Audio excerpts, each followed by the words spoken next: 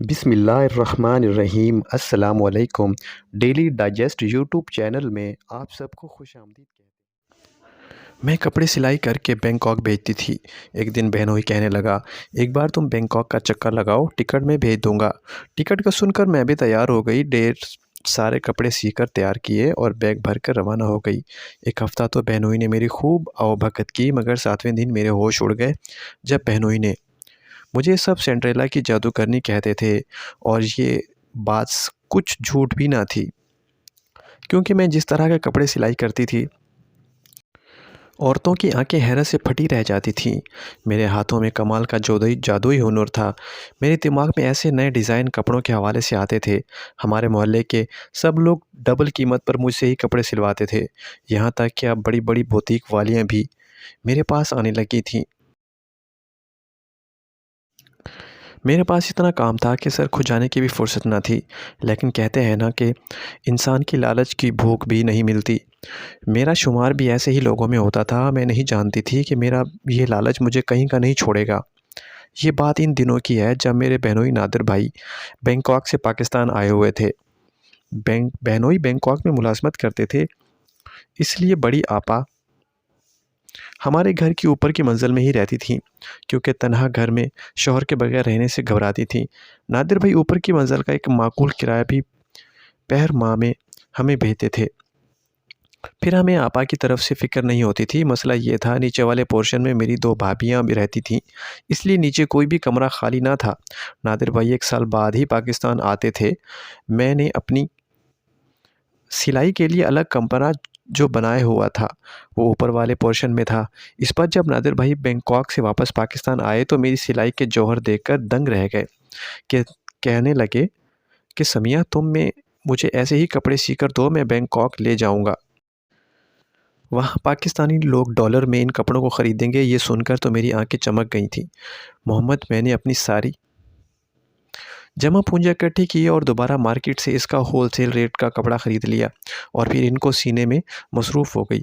बहुत मेहनत के बाद मैंने काफ़ी सारे कपड़े पेश कीमत जोड़े तैयार किए और जब नादिर भाई जाने लगे तो नादिर भाई को दे दिए। मैंने कहा कि वो बैंकॉक में बेचें और पैसे मुझे भेज दिया करें। नादिर भाई इस बात पर राज़ी हो गए। जब वो बैंकॉक गए तो सारे बुटीक स्टाइल के सूट अपने साथ ले गए। मुझे हैरत का झटका इस वक्त लगा जब 15 दिन बाद ही नादिर भाई ने मुझे ढेर पैसों मेरे बैंक अकाउंट में जमा भेज दिए।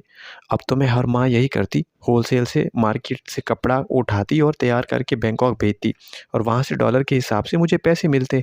एक बार जब नादिर भाई का फ़ोन आया, जो खैर उन्होंने मुझे खबर सुनाई, वो सुनकर मुझे अपने कानों पर यकीन नहीं आया। वो मुझे कहने लगे कि समिया, तुम्हारे कपड़े यहाँ पर एक पाकिस्तानी औरत को बहुत पसंद आए हैं। वो तुम्हारे साथ मिलकर बुटीक खोलना चाहती है। तुम्हारे तो वारे न्यारे हो जाएंगे। तुम बैंकॉक में आ जाओ, टिकट मैं तुम्हें भेज देता हूँ। मैं तो ऐसा मौका गंवाना ही नहीं चाहती थी। जब मेरी बात मैंने अपने वालिदैन से की, मेरी माँ ने तो ये सुनकर हत्थे से उखड़ गईं। कहने लगीं कि जवान जहान बेटी को मैं पराए प्रदेश कभी न भेजूं। मेरे वालिद भी इस बात पर राज़ी न थे, लेकिन मेरी आपा ने कहा कि नादिर भाई तो वहीं हैं। अच्छा है कि समिया वहाँ की बड़ी बुटीक में काम पर लग जाएगी। मेरी आपा ने एक तवील बहस के बाद अम्मी अब्बा को राज़ी कर लिया। नादिर भाई ने मेरा टिकट भेज दिया। जब मैं जहाज़ में बैठी तो मेरी खुशी की इंतहा न थी। पहली बार मैं उस जहाज़ में सफ़र कर रही थी। मैंने तो आज तक एयरपोर्ट भी नहीं देखा था और मुझे एक बैरून मुल्क देखने और घूमने फिरने का मौका मिल रहा था।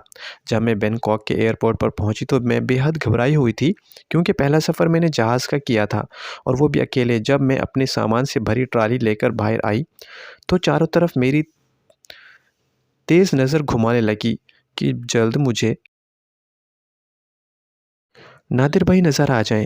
वहाँ ज़्यादातर अंग्रेज़ और चाइनीज़ ही नज़र आ रहे थे। औरतों ने ज़्यादातर पैंट शर्ट्स और स्कर्ट्स पहन रखी थी और कुछ ऐसे लिबास के शर्म से नज़रें झुक जाएं। मेरी नादिर भाई नज़र की मुतलाशी थी, लेकिन एक वही मुझे कहीं नज़र नहीं आ रहे थे। अब तो मेरा दिल खौफ के मारे तेज़ी से धड़कने लगा था। जब वो जानते थे कि मैं आ रही हूँ और वो भी अकेले, तो वो मुझे लेने क्यों नहीं पहुँचे थे? शायद मैं अपनी घबराहट छुपा कर नहीं पा रही थी। जब वहाँ खड़ा एक अंग्रेज़ नौजवान जो काफ़ी देर से मुझे वहीं खड़ा देख रहा था, मेरे पास पहुँच गया और इसे यूँ अपने पास आता देखकर तो मेरी जान ही निकल गई, क्योंकि मेरी फ़्लाइट के सारे मुसाफ़िर जा चुके थे। बस मैं वहाँ ही खड़ी थी, वो मेरे पास आकर खड़ा हो गया। मैं इसे अपने पास देखकर घबराकर पीछे हटी तो कहने लगा, आर यू समिया? मैंने इसे नाफहमी से देखा, इसे मेरा नाम कैसे पता था। पहले तो मैंने सोचा कि इस बात में सर हिला दूं, लेकिन फिर सोचा न जाने कौन है और न जाने कैसे मेरा नाम जानता है। मैंने इसे कोई भी जवाब नहीं दिया। हैरत मुझे इस वक्त हुई जब इस नौजवान अंग्रेज़ के मुंह से मैंने टूटी फूटी उर्दू सुनी। तुम समिया हो? मुझे मिस्टर नादिर ने भेजा है तुमको लेने के वास्ते। वो बामुश्किल रुक-रुक कर लफ्ज़ बोल रहा था। नादिर भाई का नाम इसकी ज़ुबान से सुनकर मेरा साँस कुछ बहाल हुआ। मैंने कहा, नादिर भाई क्यों नहीं आए? मेरी बात पर वो कहने लगा, उन्हें काम था। ये कहकर उसने बड़े बेलुत्फ़ाना अंदाज़ से मेरे हाथ से सामान से लदी ट्रॉली पकड़ी और एक तरफ ले जाने लगा। मुझे भी इसकी तक़लीद पर चलना पड़ा। वो मुझे एक गाड़ी के पास ले गया। मुझे देखकर हैरत हुई, क्योंकि नादिर भाई तो बैंकॉक के किसी स्टोर में अदना से मुलाजिम थे। वो गाड़ी तो खासी बड़ी और महंगी थी। शख्स ने मेरा सामान डिग्गी में रखा और गाड़ी का फ्रंट डोर मेरे लिए खोला, लेकिन मैं पिछले नशिस्त पर बैठ गई। भला मैं क्यों किसी अजनबी के साथ फ्रंट सीट पर बैठती। इस शख्स ने मुझे कुछ लम्हे बड़ी बड़ी तेज़ नज़रों से देखा, फिर फ्रंट सीट पर बैठकर गाड़ी चलाने लगा। वो शख्स गाहे-बगाहे अगले शीशे से मेरे ही जायज़ा ले रहा था। जब भी गाड़ी सिग्नल पर रुकती, वो शीशे में मुझे देखने लगता। मेरा दिल अंदर से बेहद डरा हुआ था। मैं बार-बार टिश्यू से अपने पसीने पोंछ रही थी। मैंने सोच लिया था कि घर पहुँचते ही नादिर भाई से इसकी शिकायत लगाऊँगी। दूसरा हैरत का झटका मुझे इस वक्त लगा जब गाड़ी एक शानदार बिल्डिंग के सामने रुकी। इस बिल्डिंग के पीछे 3 फ्लोर देखकर तो मेरा सर चकरा गया था। मैं इसी शख्स के हमरा अंदर दाखिल हुई और फिर लिफ्ट में बैठकर एक फ्लैट तक पहुंची। जितनी शानदार वो बिल्डिंग बाहर से थी, इससे कहीं ज़्यादा अंदर से थी। इसने एक डोर बेल दी तो दरवाज़ा नादिर भाई ने ही खोला था। इसे देखते ही मैं पुरसुकून हो गई। वो मुझे देखकर मुस्कुरा रहे थे। मैंने उन्हें सलाम किया, वो मुझे अंदर ले गए। फिर इस शख्स का शुक्रिया अदा करने लगे जो मुझे गाड़ी में बिठाकर एयरपोर्ट से ले आया था। इसने मेरा सामान पकड़कर अंदर रखा और ख़ुद भी अंदर फ्लैट का दरवाज़ा बंद कर दिया। नादिर भाई कहने लगे, वो अभी ड्यूटी से वापस आए हैं, उन्हें छुट्टी नहीं मिलती, इसलिए उन्होंने इस डेविड नामी शख्स को लेने के लिए भेजा हुआ है। वो कमरे से बाहर चले गए। मैं नहा धोकर फ्रेश हो गई और सो गई। मेरी आँख रात को एक शोर से खुली, जैसे 4-5 मर्द इस फ्लैट में मौजूद हों और बाहर लाउंज में ही बातें कर रहे हों। मैंने जब घड़ी की तरफ देखा तो झटके से उठकर बैठ गई। रात के 12 बज रहे थे। मैं इतनी देर सो गई थी, मुझे खुद पर हैरत हो रही थी। जब मैं कमरे से बाहर निकली तो वहाँ वाक़ई ही नादिर भाई समेत 4 मर्द और थे। 2 चाइनीज़ थे और एक वो डेविड नामी अंग्रेज़। सभी मुझे देखकर हेलो कहते हुए मेरी तरफ मुसाफ़े के लिए हाथ आगे बढ़ाने लगे। मैं ऐसे माहौल से नहीं आई जहाँ ये बेतकल्लुफ़ाना अंदाज़ से मर्दों से हाथ मिलाया जाता है, इसलिए 2 कदम पीछे हट गई। नादिर भाई ने इनसे कहा, ये लड़की शर्मीली है। वो मुझे देखकर मुस्कुराने लगे। सामने रखे टेबल पर पिज़्ज़े के डब्बे और शीशे के गिलास में कोक रखी थी। वो लोग शायद खाना खा रहे थे। भूख तो मेरी भी चमक उठी थी। वो सब वापस सोफ़े पर बैठकर पिज़्ज़े खाने लगे। मुझे हैरत हुई जब नादिर भाई ने मुझे वहीं बैठने के लिए कहा और कहा, मैं भी पिज़्ज़ा खा लूँ।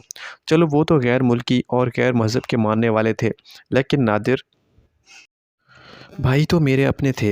वो कैसे मुझे इन अजनबियों के साथ बैठकर खाने का कह सकते थे। मैंने कहा, मुझे भूख नहीं है, और मैं अपने कमरे में आ गई। कुछ देर बाद नादिर भाई पिज़्ज़े के स्लाइस और एक गिलास में कोक लेकर अंदर आ गए। कहने लगे, यहाँ का माहौल एडवांस है, तुम अगर यूँ शर्माओगी तो काम कैसे करोगी। यहाँ की लड़कियाँ बहुत एडवांस होती हैं। उन्होंने वो पिज़्ज़ा मेरे सामने रख दिया। फिर खुद जो ख़बर उन्होंने मुझे सुनाई, इनकी हैरत से शक्ल दिखती रह गई थी। कहने लगे, ये सब लड़के इसी फ्लैट में रहते हैं क्योंकि नादिर भाई अकेले इतने बड़े फ्लैट का किराया नहीं दे सकते। इनकी बात अपनी जगह दुरुस्त थी, लेकिन मैं कैसे गैर मर्दों की मौजूदगी में यहाँ रह सकती थी। मेरी परेशानी देखते हुए वो कहने लगे, चंद दिन की बात है, तुम यहाँ से गुजारा कर लो, फिर तुम्हें इसी औरत के साथ रहना है जिसके साथ तुमने बुटीक खोलनी है, और वहाँ सब लड़कियाँ ही रहती हैं। बस चंद दिन बाद ही वो मुझे इस औरत के पास छोड़ आएँगे। मैंने सोचा, जब सारी बात इस औरत से तय हो चुकी थी, तो मुझे चंद दिन यहाँ रखने का क्या जवाब है। मैंने ये सवाल इनसे किया तो कुछ पल वो मुझे देखते ही रह गए और फिर मुस्कुराकर बोलने लगे, वो औरत चंद दिन के लिए दूसरे शहर गई है। मैंने पिज़्ज़ा खाने के बाद जब कोक को पहला घूंट भरा तो वो फ़ौरन से गिलास वापस रख दिया। इसका जायका कोक जैसा बिल्कुल भी नहीं था, अजीब कड़वा था। मैंने कहा, नादिर भाई ये कैसी कोक है? मेरे बात पर वो हंसने लगे, कहने लगे, यहाँ ऐसे ही मिलती है, तुम ये पिज़्ज़ा खाओ वरना हज़म नहीं होगा। ये कहकर उन्होंने गिलास मुझे थमा दिया। मैंने बमुश्किल ही इस गिलास को ख़त्म किया था। मुझे वो मशरूब बिल्कुल भी अच्छा नहीं लगा था, लेकिन बात वही थी कि जो पिज़्ज़ा मैंने खाया था वो वाक़ई बहुत ही हैवी था। शायद मैं बहुत ज़्यादा थक चुकी थी, इसलिए वो दोबारा नींद आने लगी थी। नादिर भाई मुझसे आपा के बारे में और घरवालों के बारे में पूछने लगे, लेकिन मैं इनसे ज़्यादा बात ना कर पाई थी। मेरी आँखों में तो नींद किसी नशे की तरह से उतरने लगी थी। मैं अपनी इस नींद पर काबू नहीं पा रही थी। मैं वहीं बेड पर लेट गई। मुझे ऐसी गहरी नींद आई कि सुबह होते ही मेरी आँख खुली थी, लेकिन ना जाने क्यों मुझे अपने आप कुछ अलग सा लग रहा था, जैसे मैं बेहद थकन से चूर थी। मुझे अपने वहीं वजूद में नकाहत सी महसूस हो रही थी। मेरा सर अब भी नींद से चकरा रहा था। फिर मैं अपना चकराता सर पकड़कर उठकर बैठ गई। मुझे अपनी कैफ़ियत समझ नहीं आ रही थी। कुछ देर बाद जब मेरे होश उजागर हुए तो अपने खुले बाल देखकर मुझे हैरत हुई थी। मैं तो अपने बाल देखकर सोई थी। दूसरी हैरत मुझे अपने बेड की बिखरी चादर देखकर हुई थी। ऐसा लग रहा था जैसे मेरे बराबर भी कोई सोया हो। ये सब देखकर मेरे अंदर एक अजीब बेचैनी सी महसूस होने लगी। कुछ समझ नहीं आ रहा था कि क्या हुआ है और क्या हो रहा है। मेरी आँखों में अब भी नींद की ग़ुनूदगी थी। मैंने शावर लिया ताकि अपनी नींद को कुछ भगा सकूं। जब मैं कमरे से बाहर निकली तो फ्लैट खाली था। शायद सब लोग अपनी नौकरियों पर जा चुके थे। मैंने भी शुक्र किया। मैंने फ्रिज खोली और दूध की बोतल निकाली। किचन में जाकर अपना नाश्ता बनाया और नाश्ता करने के बाद मुझे अपने अंदर कुछ तवानाई सी महसूस हुई।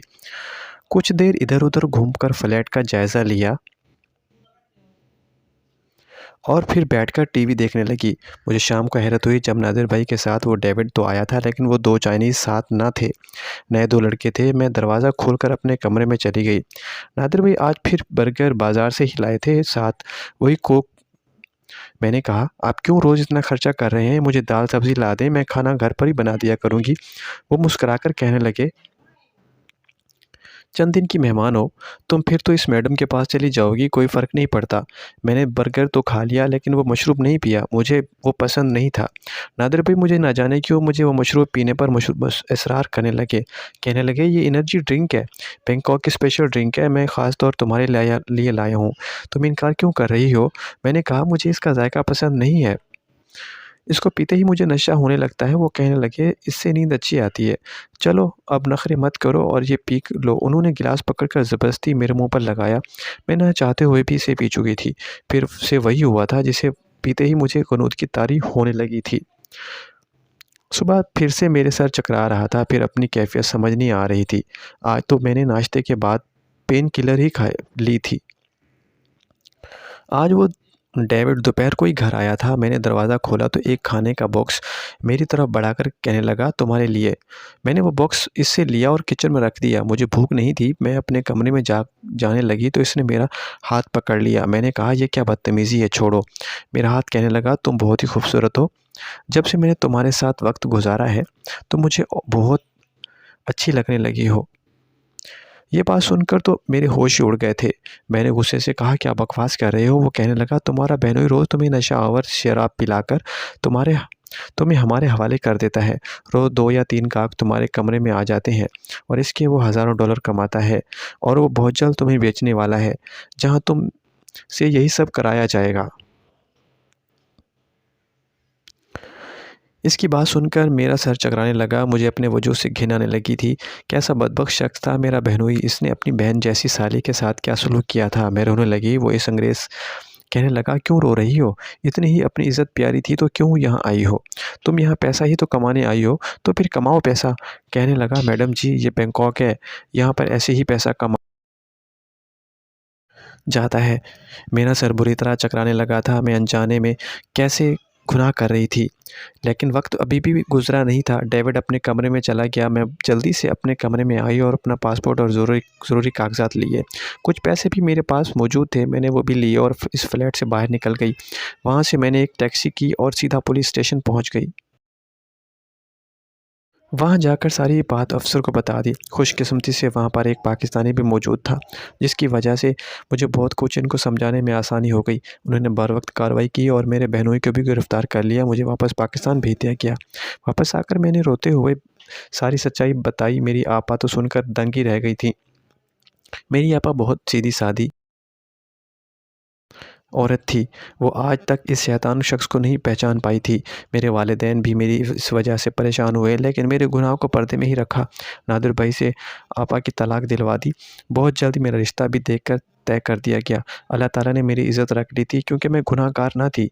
जो कुछ मेरे साथ अनजाने में हुआ और जैसे ही मुझे इल्म हुआ, मैंने मौका पाकर